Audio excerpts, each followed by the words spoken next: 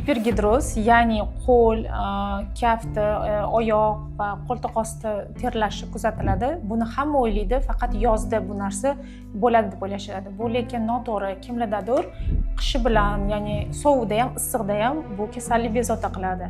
Buni asl sababini aniqlashimiz kerak, ya'ni endokrinologga yuboramiz va nevropatologga. Bu sababini aniqlab turib, biz qo'shimcha bu muolajani o'tkazamiz. Ya'ni bu bitta muolaja qilinadi va shu bilan terlash to'xtatiladi. Shunaqa patsientlar ham bor, hech qanaqa kasalligi yo'q, lekin terlash kuzatiladi. Bu nima sababdan? Bir xil ayollarimiz, erkaklarimiz juda ham ta'sirchan bo'ladi, sal narsaga hayajonlanadigan bo'ladi. Mana kuchli hayajonlanish oqibatida ham qo'l kaftida, даже qo'ltiq osti, oyoq polностью terlashi kuzatiladi. Buni hech qanaqa dori preparatlari bilan to'xtatib bera olmaysiz. Buni faqat birdan bir yo'li o'sha gipergidrozga qarshi inyeksiya qilamiz, ya'ni botulotoksin qilinadi. Bu butunlay bezarar protsedura hisoblanadi va 6 oy 8 oy mobaynida bu terlashdan xalos bo'ladi.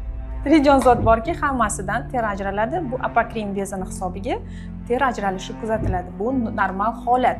Lekin issiq hisobiga ayrim patsientlarda, ya'ni giper, haddan tashqari ter ajralishi kuzatiladi. Bu har doim ham kasallik bor degani emas. Bunda faqatgina shu aytganimdek faqat inyeksiya yordamida to'xtatib beramiz. Terlash bu normal holat hisoblanadi, lekin hidlanish bu уже kasallik, qo'shimcha, ya'ni bakterial proses ketayotganini bildiradi.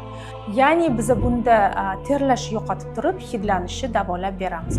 Agarda sizda ham bu muammo kuzatilayotgan bo'lsa, direktdan murojaat qiling.